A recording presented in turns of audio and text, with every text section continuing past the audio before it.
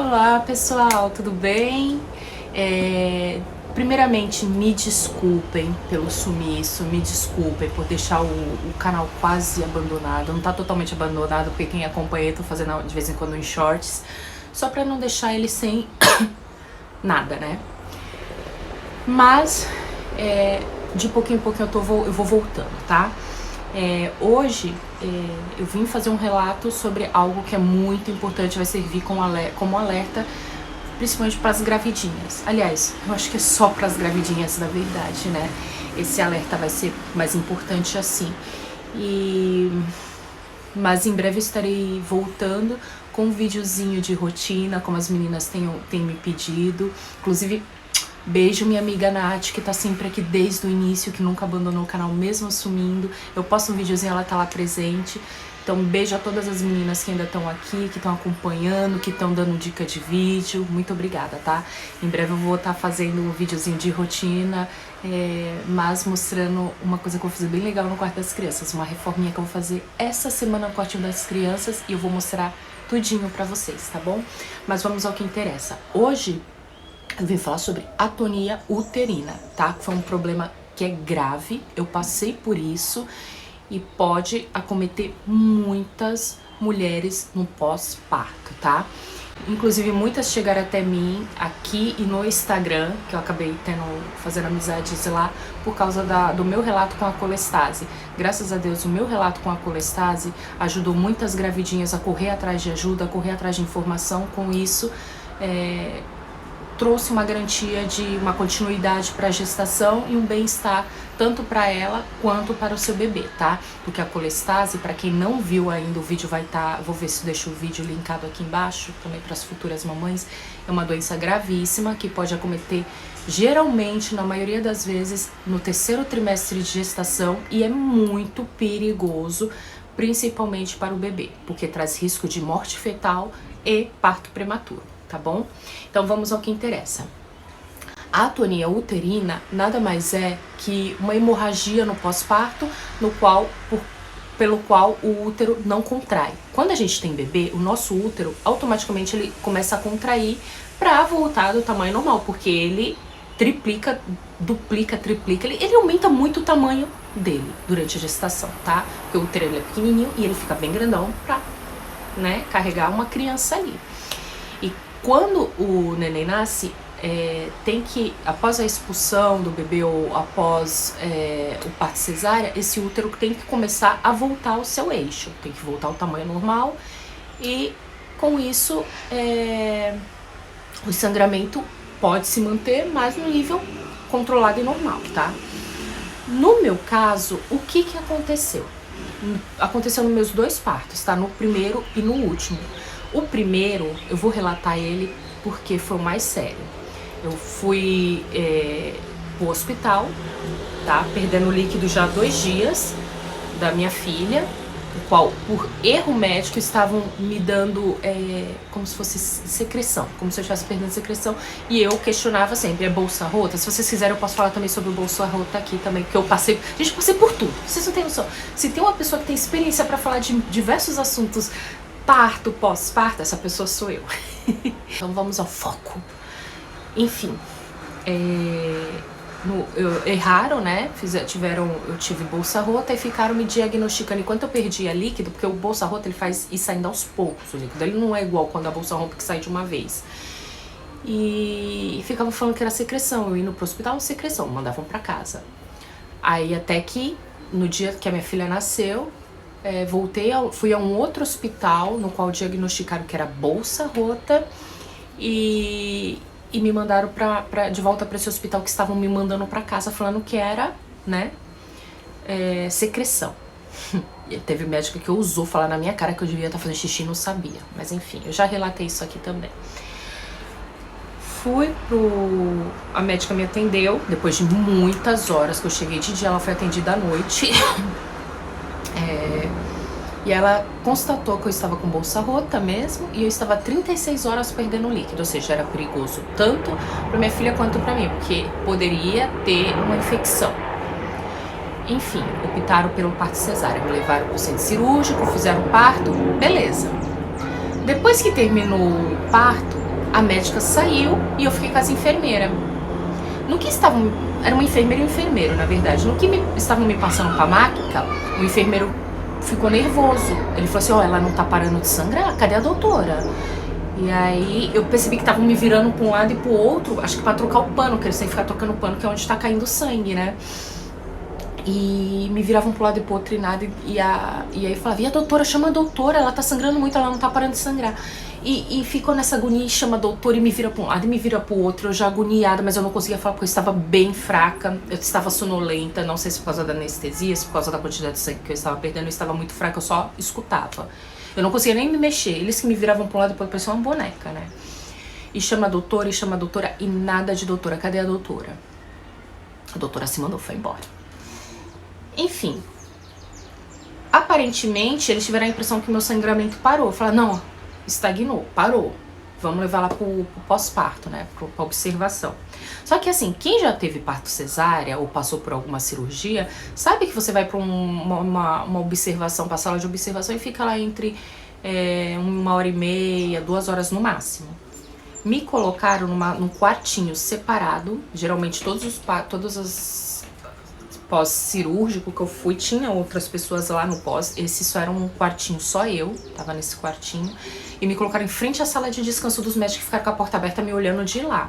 Eu percebia que eles estavam muito preocupados me olhando. Residentes, provavelmente, enfermeiros, e toda hora vinha uma enfermeira me olhar. Mais de 3 horas depois, aplicaram um anticoagulante na minha perna, uma injeção de anticoagulante, e me levaram pro quarto. Gente, só que a partir daí eu não tive um pós-parto tranquilo. Por quê? Pra mim era normal, era a primeira filha, né? Primeiro parto. Eu mal conseguia sair da cama, eu tinha muitas dores. O sangramento era muito sangramento. Eu não conseguia ficar sentada, era o tempo todo deitada, eles queriam que eu andasse, mas eu andava, parecia que queimava por dentro, queimava muito. A sensação é como se eu estivesse pegando fogo por dentro, na minha barriga. Mas até então, ok, cesárea. Nunca passei por isso, né? E aí eu não conseguia pra fazer xixi, eu não conseguia, doía, né? Foi bem sofrido. No segundo dia, eu comecei a ter febre. Mas como não era uma febre muito gritante, a enfermeira vinha, olhava, via a temperatura, me dava medicação pra dor, porque eu sentia muita dor. E ela percebeu que tinha algo errado. Mas, naquele hospital ninguém falava nada. A única coisa que ela fez foi me dar um conselho, a enfermeira-chefe. Falou assim, olha, pelo amor de Deus, se você não estiver se sentindo bem, não aceita sair daqui. Só saia daqui quando você estiver se sentindo bem. Só que, primeiro filho, pra mim, apesar das dores, do sofrimento, tava tudo ok, tudo normal. E aquela queimação, aquele sangramento sem fim. A barriga enorme, minha barriga não diminuiu. Parecia que eu tava com o bebê ainda na barriga. Nem isso eles se atentaram. Eles vinham, apertavam assim, não faziam nada mais. No dia da alta, esse dia eu estava bem debilitada, mas como me deram medicação, no fim do dia, que foi assim, no fim da tarde, a hora que me deram a alta, eu, tirando a dor, eu não tava com febre, fiquei super animada, a animação de ir embora, então não falei nada, né? Aceitei sair do jeito que tava. Gente, quando eu cheguei em casa, eu não conseguia sair da cama. Era muita dor, a barriga enorme. E passei a madrugada, essa primeira noite de casa, a madrugada, eu chorava, não conseguia me mexer na cama. Parecia, eu acho que as pessoas que estavam perto de mim achavam que era por causa, era moleza. Primeiro filho, é fraca, não tá aguentando, chora, né?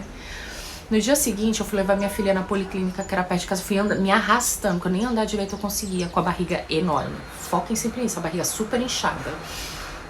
E eu fui até a policlínica. Quando cheguei lá, a enfermeira que estava lá olhou pra mim, ela falou, você teve neném quando? Eu falei, dia 8. Ela falou, sua barriga ainda tá desse tamanho, você tá muito pálida, você não tá bem, né? Aí eu falei, não, eu tô com muita dor, muito sangramento. Ela só falou assim pra mim, pelo amor de Deus, volta pro hospital. Isso é sério, volta pro hospital. A enfermeira da policlínica que estava aplicando a vacina da minha filha. Não fique em casa, vai pro hospital. Eu tive o mesmo que você tá tendo nesse momento, eu quase morri, volta pro hospital. E aquilo me acendeu um alerta, né? Na mesma hora eu voltei pra casa, né? Só que, teimosa do jeito que sou, enrolei. Porque eu tava muito mal, gente. Vocês não têm noção da dor. A sensação, a barriga dura, a barriga pegando fogo por dentro, pegando fogo. É isso que você sente, muita dor e uma queimação muito grande.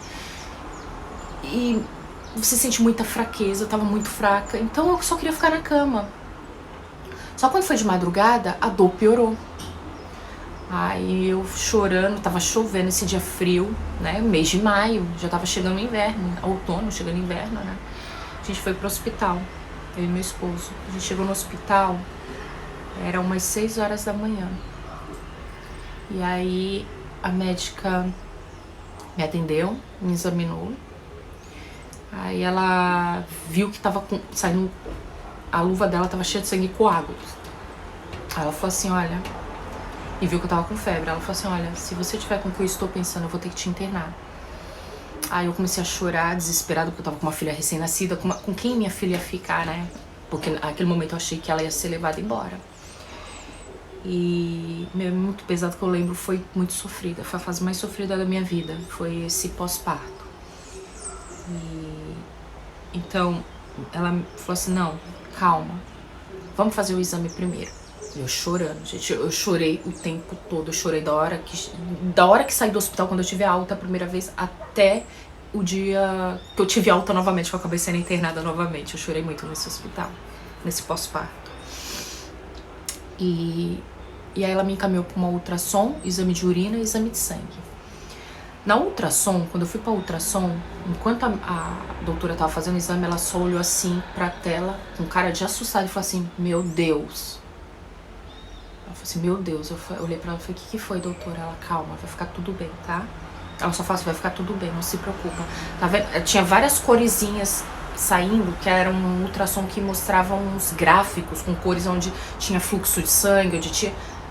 Ela não me explicou, ela só falou assim, ó, tá vendo ali onde tá passando aquilo ali? Tá saindo um fluxo ali, tá saindo, vai ficar tudo bem. E aí, mas ela tava muito assustada. Ela me encaminhou de volta pra sala. E eu cheguei com uma fralda lá, pra vocês terem uma ideia. Tanto sangue que eu tava perdendo, eu cheguei com uma fralda. Ela me colocou... Fui atendida novamente pela médica. E aí, quando ela olhou os exames, ela falou, olha, eu vou ter que te internar. Você tá com uma atonia uterina, seu útero deveria ter voltado pro lugar, ele não voltou. Agora pensa, gente, quando eu ia amamentar, era um desespero, era muito choro, porque era uma dor fora do normal. Porque a mulher, quando amamenta, vocês, futuras mamães que estão gravidinhas aí, quando vocês forem amamentar, vocês vão sentir uma cólica, provavelmente vocês vão sentir uma cólica. Eu digo provavelmente porque eu senti nos meus 2 partos, mas do último eu não senti tanto, assim, já, acho que o útero já tava acostumado, eu já quase não senti. Mas vocês vão sentir uma cólica, porque é o útero voltando pro lugar, né? Ele tá contraindo pra voltar pro tamanho normal.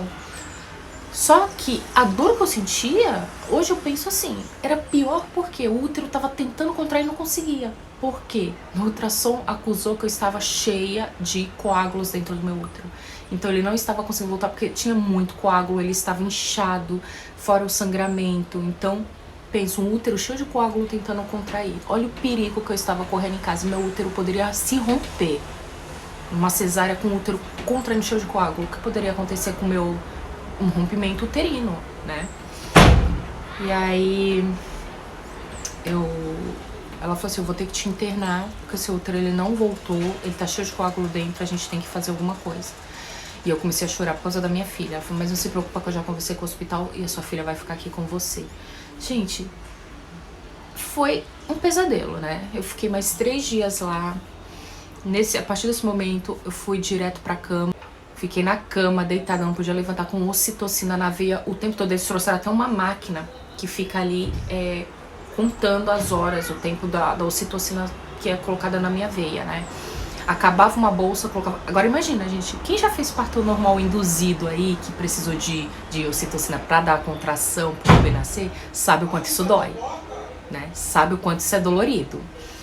E foi muita dor, eu sofria. Cada vez que acabava, que eles vinham com uma bolsa nova, eu já chorava, porque era muita dor. Mas, que nem o médico falou, olha, a gente tá fazendo isso pra evitar de você voltar pro centro cirúrgico. Porque se eu voltasse pro centro cirúrgico, o risco de morte ia ser muito grande, porque eles iam ter que provavelmente tirar meu útero. Eu poderia pegar uma infecção, sendo que eu já estava com uma infecção fortíssima de urina. Eu descobri depois que eu tive essa segunda alta. Iria voltar pro centro cirúrgico, eles iriam provavelmente tirar meu útero, porque eu não teria mais o que fazer. Eu com infecção de urina altíssima, com mais de 1 milhão de leucócitos ou hemácias, que eu fiz exame depois, deu mais de 1 milhão, sendo que... Então foi muito perigoso pra mim, o risco de morte foi muito alto pra mim, tá, gente? E eu tô fazendo esse alerta por quê? Porque eu tava assistindo um vídeo agora no TikTok de uma moça jovem que morreu por causa disso. Porque provavelmente não teve a atenção que deveria ter. Que foi o que aconteceu comigo nesse hospital. Eu estava com o útero inchado, eu estava com hemorragia, eu tive febre, eu tive vários indícios que eu não estava bem. E os médicos simplesmente ignoraram. Simplesmente me deram alta do jeito que eu tava. Ela pode ter passado por isso também, não sabia, deve ter achado como eu que era normal, que tava sentindo, e foi deixando. E perdeu a vida, uma moça jovem. Eu fui ver os comentários, né? E teve uma moça que colocou lá, gente, essa doença é uma coisa tão séria e tão pouco divulgada. E isso me fez fazer um alerta. Gente, vão fazer 8 anos que eu passei por isso. Eu nunca, assim, vim aqui relatar de uma forma tão aberta isso, porque eu já comentei mais ou menos, mas eu nunca detalhei, nunca falei os detalhes do que aconteceu. E eu não quero que mais ninguém sofra o que eu sofri. Não quero que nenhuma mãezinha perca a vida e deixe o filho aí órfão por causa de negligência médica, por falta de informação. Pelo menos se passar por isso, já vai saber questionar o médico, correr atrás, brigar, da mesma forma que eu fiz e indiquei fazer na colestase, no caso da colestase. Então, se você, no seu pós-parto, perceber que tá tendo um sangramento fora do normal, você tá tendo muita dor, sua barriga tá inchada, você não tá se sentindo bem, tá? Questiona, pede exame, não deixa correr o risco de ir pra casa e perder a sua vida, tá? E foi o que eu por inexperiência, você teve atonia? Eu falei, tive. Então ele me preparou no centro cirúrgico, eu já fui com ocitocina na veia, tá? Eles já colocaram ocitocina na veia, colocaram supositórios pra eu já sair de lá com o útero contraindo, tanto que eu saí do centro cirúrgico parecendo que eu tava indo pra um parto, porque eu já saí, eu mesmo anestesiada, eu sentia as dores, as cólicas, mas foi o pós-parto mais tranquilo, né? Eu andava, não tive dor, a recuperação foi super rápida, eu não tive sangramento, porque eu já saí de lá preparada, tá? Eles me prepararam antes do parto, né? Então fica o meu alerta, gravidinhas, prestem bastante atenção no corpo de vocês, nos sintomas, no pós-parto. Sangramento muito intenso, dor, barriga muito grande. Questionem.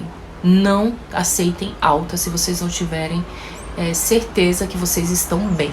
Dor no pós-parto é normal, tá? É normal a cirurgia doer, é normal ter o sangramento. Agora, se é um sangramento muito extenso, que você tem que ficar ali trocando menos de hora trocando de absorvente, que era o que acontecia comigo, chegar a ponto de usar uma fralda, não é normal, tá? Então, questionem, se cuidem, não vão pra casa se não se sentirem bem, tá? Isso é um alerta pra salvar a vida de vocês.